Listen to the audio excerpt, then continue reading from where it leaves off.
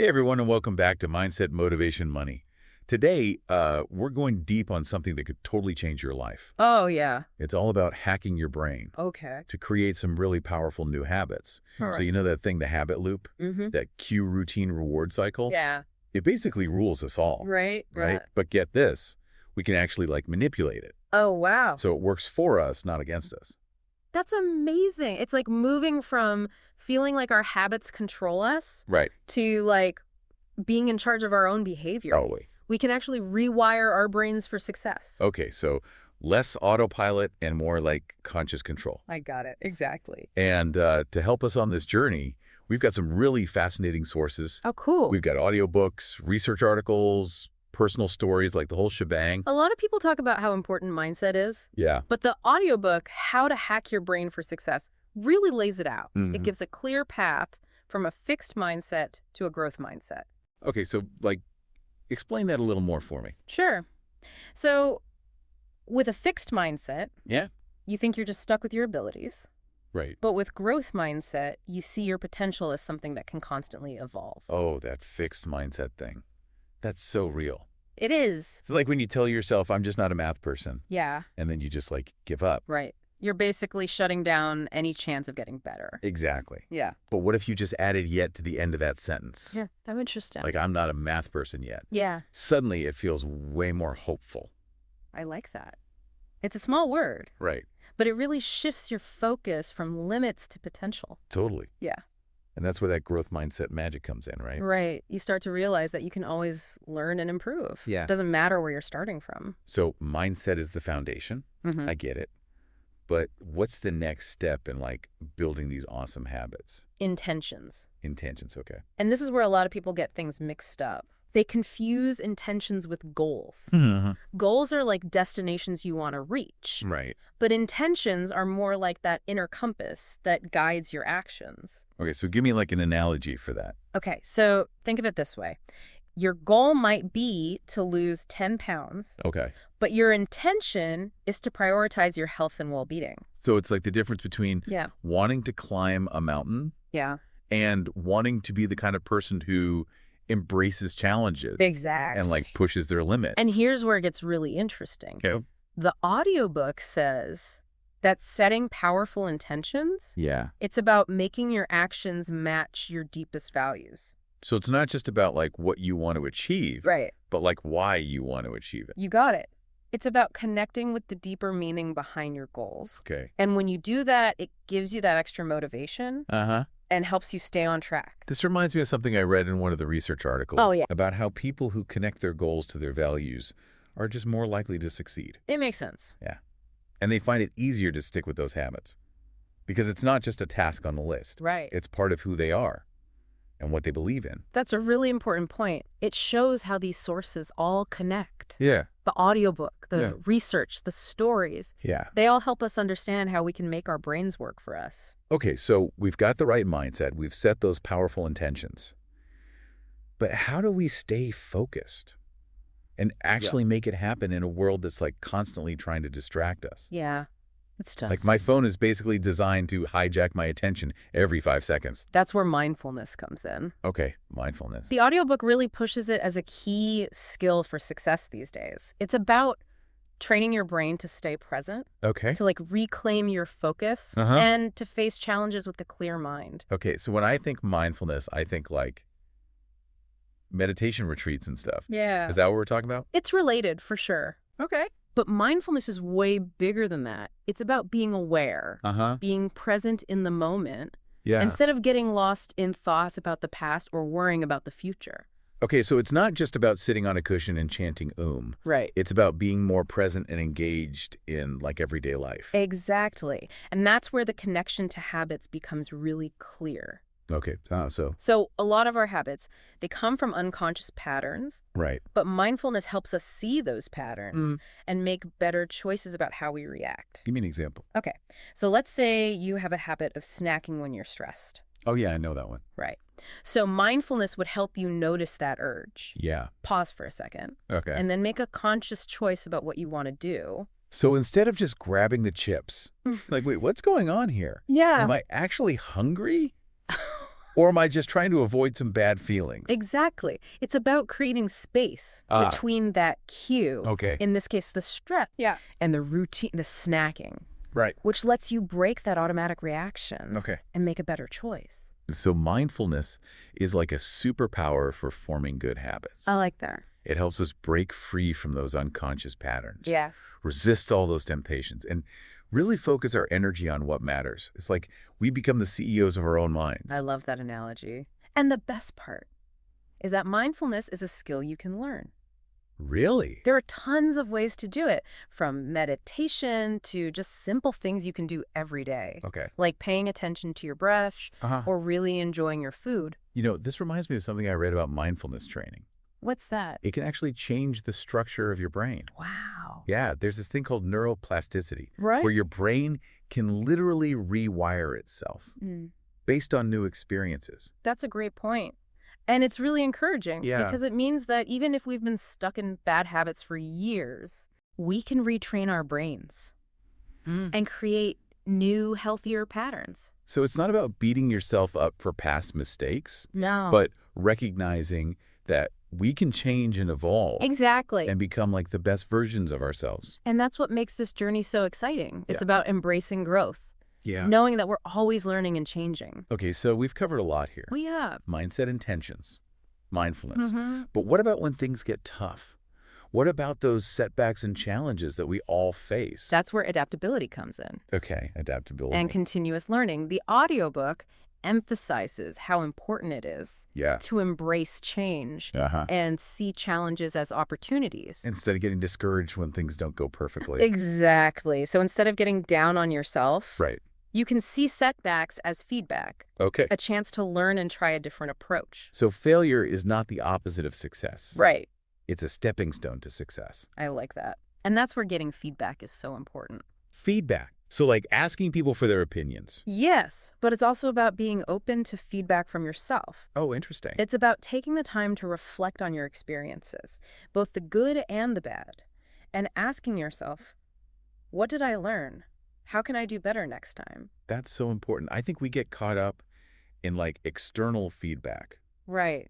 Like praise from our boss Yeah, or exactly. validation on social media. And we forget to check in with ourselves. Yes, So- exactly. And that internal feedback is crucial. It helps us see our blind spots, challenge our assumptions, and keep getting better. This is making me think about a story I read. Oh, yeah. Someone totally transformed their career Wow. just by reflecting on their work every week Ah. and finding one thing to do differently the next week. That's a great example. It shows how small changes can add up to big results over time. So it's not about trying to change everything at once, Right. but making those small, sustainable changes. Exactly. It's a marathon, not a sprint. Okay, so adaptability, continuous learning, feedback. Mhm. But how do we actually get that feedback? Should we just walk up to people and be like, hey, tell me what you really think of me? Well, it doesn't have to be that direct. Okay. But you're right. Sometimes we need to be proactive. Yeah. This could be like asking specific questions. Okay, what kind of questions? Like, what's one thing I could do to improve my presentations? Uh, Or what's one piece of advice you wish you had gotten earlier in your career? so instead of just waiting for feedback, we should go out and get it Exactly. and be specific about what we want. And remember, feedback doesn't have to just come from other people. Oh, right. We can also learn about ourselves through reflection. Okay, so feedback from ourselves and others. But honestly, with everything going on in life, Mm-hmm. it's hard to remember to even breathe sometimes, I know what you mean. let alone make time for reflection. So how do we actually do this? It's about making time for those little moments of reflection. Okay. Maybe it's journaling before bed, Yeah. or taking a walk in nature, or even just pausing for a few breaths to check in with yourself. Okay. How are you feeling? What's going well? What could you do differently? So it's not about adding one more thing to our to-do list. Right. It's about finding ways to fit these practices into our lives. Exactly. And the more we do them, Yeah. more natural they become. They become part of who we are, part of how we operate. It's like upgrading our mental software. I love that. And it's an upgrade that's available to everyone. This is so encouraging. It feels like we're really figuring out how to make our brains work for us and create those positive changes we all want. But before we wrap up this first part of our deep dive, is there anything else we should cover? There's one more important thing, Okay, with that. the power of connection. Connection. You mean like relationships with other people? Yes. The audiobook talks about Yeah. how important it is to surround ourselves with supportive people, Oh, I see. people who inspire us to be our best. So it's not just about what's happening in our own heads. It's also about who we spend time with. Exactly. The Wow. people we're around, Yeah. they can have a huge impact on our thoughts and beliefs, Right. and even our behaviors. Totally. If we're around negative people Yep. or people who doubt us, Yeah. it's really hard to stay motivated and keep up those good habits. It's like that saying, you're the average of the 5 people you spend the most time with. Exactly. Yeah. So we need to be careful about who we hang out with and look for connections that make us feel good and support our growth. This reminds me of some research Oh, yeah. about how social support can actually protect us from stress. Really? Yeah. And make us more resilient. It makes sense. Yeah. When we feel supported and connected, Yeah. we feel safer and more secure. Uh-huh. And that lets us take risks, embrace challenges, and keep going when things get tough. So it's not just about having people to cheer us on. Yeah. It's about having people we can turn to when we need help. Exactly. And those connections can come from anywhere. Family, friends, colleagues, mentors, online communities. This is so inspiring. Yeah. It's like we're building this whole support system Yes. for forming good habits. We've got the mindset intentions, mindfulness, and connection. It all works together. Yeah. And it makes this whole process feel a lot more empowering. It's not about forcing ourselves to change. It's about creating an environment that helps us grow and makes those positive changes feel more natural. This has been an amazing start to our deep dive. It has. I'm already feeling more motivated. Mhm. And like I have the tools to tackle those habits I've been wanting to change. But let's take a break here and come back for part 2, Sounds good. where we'll explore even more about the power of the mind. Stay tuned. Welcome back. Okay, so we're back, and I'm like already thinking Yeah. about all this stuff we talked about before. Mm-hmm. Mindset intentions, mindfulness connection. Yeah. It's really making me think about this whole idea of self. That's interesting. Yeah, like who are we actually trying to become Right. with all these new habits? It's a good question, and it's something that Julian Baggini talks about. Oh, yeah, I've heard of him. He wrote a book called The Ego Trick, and he says that this idea we have of like a single unchanging self, Yeah. it's kind of an illusion. Wait. So you're saying there's no real me? Well, it's not that there's no self. Right. It's just more fluid than we think. Okay, so explain that a little more. Sure. Think about it. You probably act differently around your boss Yeah. than you do with your best friend. Totally. But are you being fake in either situation? Not really. So it's more about recognizing that we have different sides to ourselves, and that's okay. Okay, so we're multifaceted. Got it. Yeah. And actually embracing this, it can really help with forming new habits. Oh, how so? Well, if we're stuck in these rigid self-definitions, like I'm lazy or I'm not a morning person, it becomes like a self-fulfilling prophecy. Right, like we're just trapping ourselves Exactly. with those labels. But if we understand that self is more flexible, Uh-huh. we can challenge those beliefs Uh, and create new possibilities. you know this whole ego trick thing? It makes me think about Veronica Tuguleva's work on the inner critic. Oh, yeah, she's amazing. Yeah. It's like we have all these different voices in our heads. Right. The cheerleader, the doubter, the perfectionist, Mm-hmm. and they're all part of us. And Tuguleva's approach is so interesting. She doesn't tell us to silence those voices, really? but to understand them. Oh, What man. needs are they trying to meet? Can we reframe them in a more helpful way? So instead of fighting that inner critic, we can try to work with it. Exactly. And this brings us back to self-awareness. Okay. The more we understand what's going on inside, Yeah. the more control we have over our habits. So it's like shining a light on the operating system of our brains. I like that. We can see the patterns, the triggers, the things that are driving our behavior, Huh? and then make better choices. That's a great way to put it. We're not just controlled by those programs anymore. Right. We can debug the system, rewrite the code. Okay, this is all feeling pretty powerful.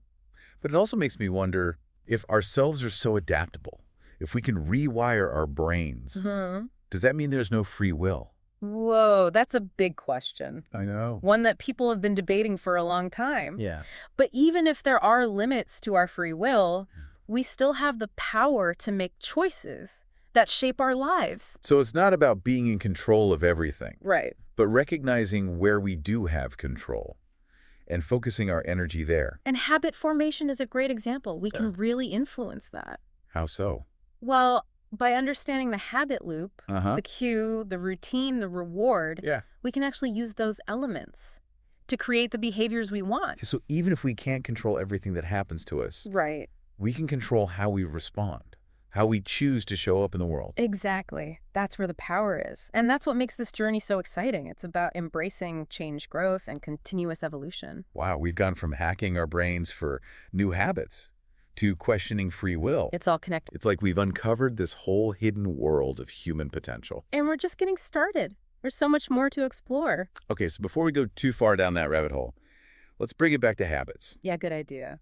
We've talked about mindset intentions, self-awareness, Mm. even the nature of self. But what about when we hit those roadblocks? Mhm. What happens when we lose motivation and feel like giving up? That's where understanding resistance is key. Resistance. Yeah.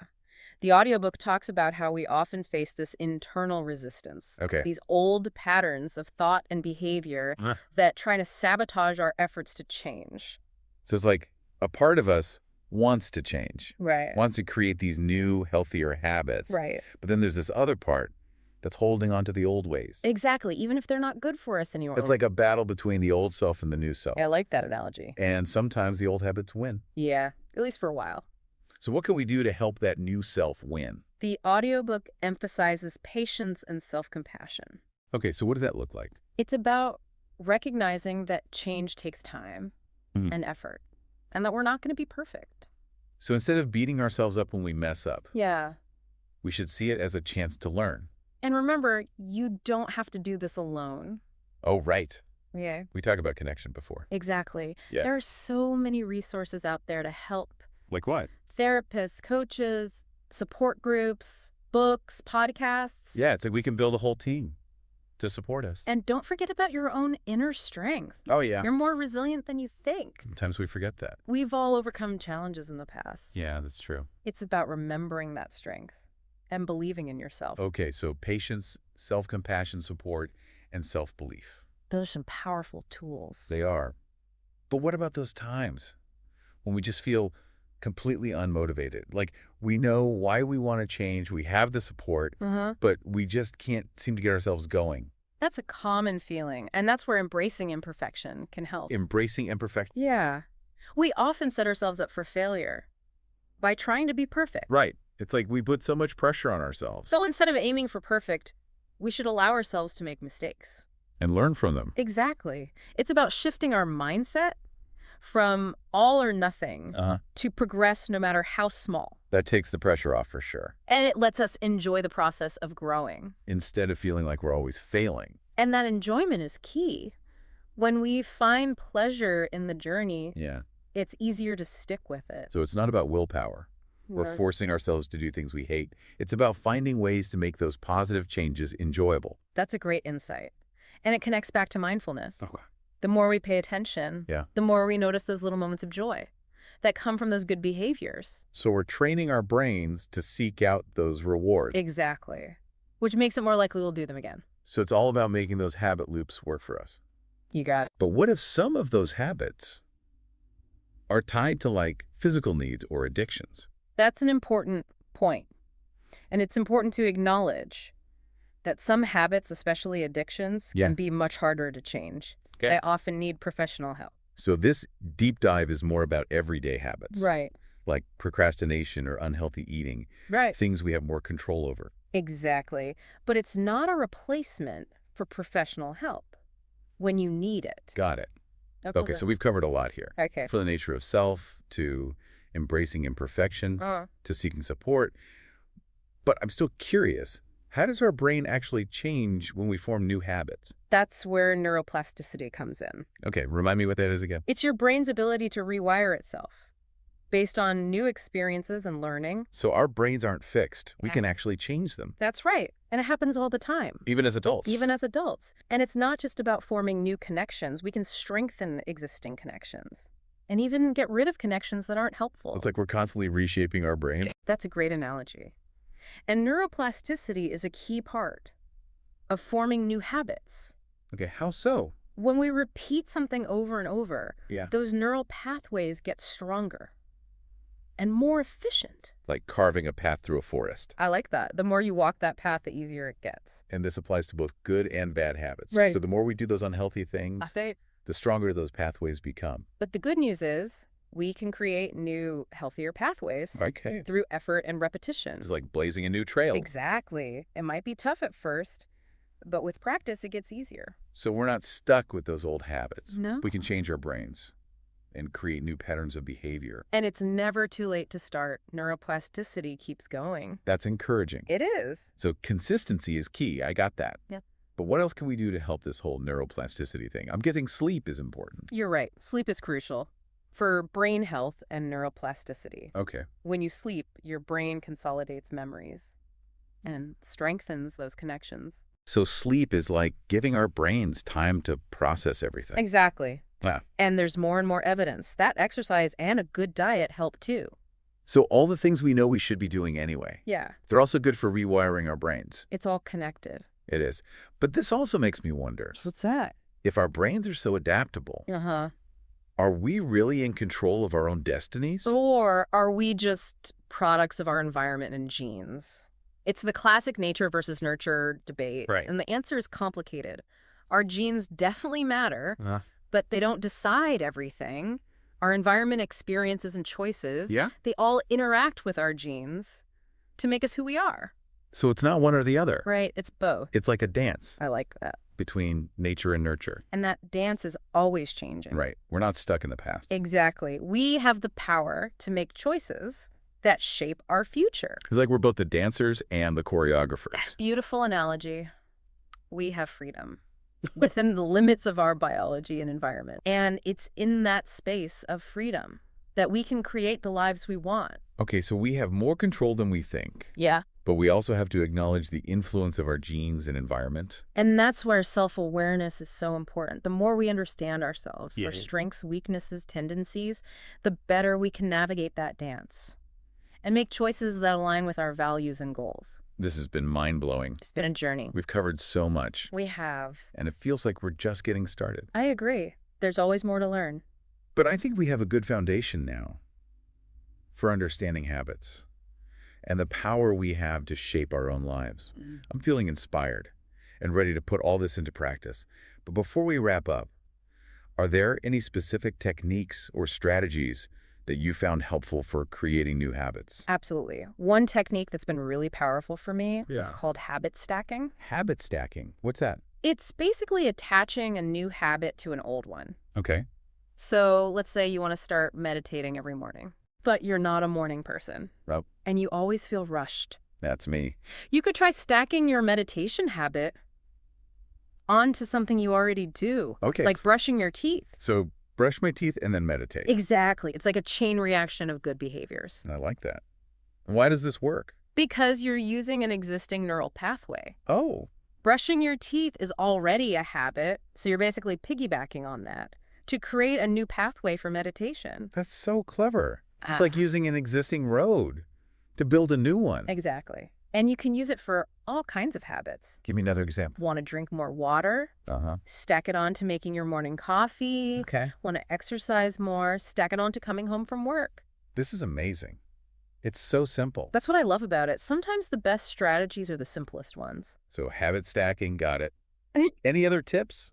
One more thing that's been really helpful for me is focusing on creating a supportive environment. Supportive environment. What do you mean? It's about making it easy to do the good things and hard to do the bad things. So it's not all about willpower. Right. It's about setting ourselves up for success. Exactly. For example, if you're trying to eat healthier, get rid of all junk food. Okay. And fill your fridge with healthy stuff. If you want to exercise more, lay out your workout clothes the night before. Or join a gym that's close by. So it's about removing temptation. And making those good choices easier. Exactly. Like we're designing our environment to help us. I like that.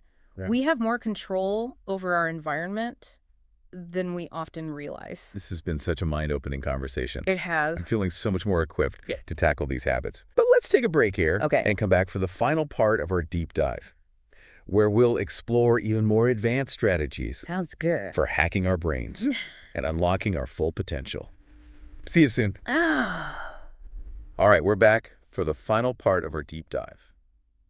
And I gotta say, I'm feeling pretty pumped. Yeah, with all these insights, it's like we've got this hidden superpower inside us. I love that. And the best part is, we're just scratching the surface. Okay, so before we get lost in all the possibilities, let's bring it back to habits. Sounds good. We've talked about mindset intentions, self-awareness, neuroplasticity, habit stacking, creating that supportive environment. But what about when we hit that wall? Like we're doing everything right, but we're not seeing the results. Sometimes it's something we overlook. What's that? The power of visualization. Visualization. Okay, so like picturing ourselves succeeding. It's more than just positive thinking. It's about creating this vivid picture in your mind of yourself doing the thing you want to do, feeling the emotions that come with it, and experiencing the good stuff that happens as a result. So it's like making a movie in our minds of us living the dream. Exactly. And this works because our brains, they have a hard time telling the difference between imagined experiences and real ones. Wait, really? Yeah. So when you visualize something really clearly, your brain actually reacts like you're really doing it. So you're saying just by imagining it, we can start rewiring our brains. Exactly. And there's tons of research on this. Athletes use it, musicians use it, people recovering from injuries use it. So visualization is like practice for success. I like that. The more you rehearse those good behaviors in your mind, the more likely you are to actually do them. Okay, so how do we actually do this? Do we just close our eyes and picture ourselves being awesome? You can, but there are some techniques that make it even more effective. Like what? One is to use all your senses. Okay. Don't just see yourself doing it. Yeah. But also feel the sensations, hear the sounds, even smell the smell. So if I'm picturing myself going for a run, I might imagine the cool air on my skin, the sound of my feet hitting the pavement, the smell of fresh grass. That's exactly. The more vivid it is, the more it impacts your brain. Okay, that makes sense. Any other tips? Another one is to visualize the process, not just the outcome. It's easy to focus on the end result. Right. Like finishing a marathon or getting an award. Yeah. But it's important to visualize the steps along the way. So instead of just picturing myself on that podium, I might also picture myself waking up, getting dressed, heading out the door. Exactly. Visualizing the steps makes it more real in your mind, more likely that you'll actually do it. This is brilliant. Let's see. I can see how visualization can really change the game. It's like giving our brains a preview of the future we want, which makes it more likely we'll make the choices to get there. Exactly. And the more you practice, the better you get at it, like building a muscle. Okay, I'm ready to start visualizing. Yeah. But before we wrap up, is there anything else we should know about? Yeah. Any other secret weapons? There's one more powerful tool. Okay, what is it? Affirmations. Affirmations. I always thought those were kind of cheesy. Yeah, they can be. But they can also be incredibly effective if you use them right. Okay, so what's the right way? The key is to choose affirmations that are positive, specific, and believable. So instead of saying, I'm going to be rich and successful, I might say, I'm attracting abundance and opportunities into my life. Exactly. Frame it in a way that feels true and empowering. And don't just repeat them mindlessly. Okay. Feel the emotions, embody them in your body, act in line with those beliefs. So it's not just about changing our thoughts. Right. It's about changing our feelings and actions too. It's about creating a total shift, aligning everything with the life we want. This is amazing. It's like we're not just hacking our brains, we're hacking our whole lives. And that's what makes it so exciting. We have the power to create the life we want. One thought, one feeling, one action at a time. This deep dive has been a total game changer. I'm glad to hear that. We've covered so much. We have. From the habit loop to self-awareness to neuroplasticity to visualization and affirmations. I'm feeling so equipped now, not just to create new habits, but to design my life. And that's what it's all about, empowering ourselves to create our own destinies. Thank you so much for sharing all this with us. It's been my pleasure. And to everyone listening, thanks for joining us on this deep dive. I hope you've got some great tools now to help you create the life you want.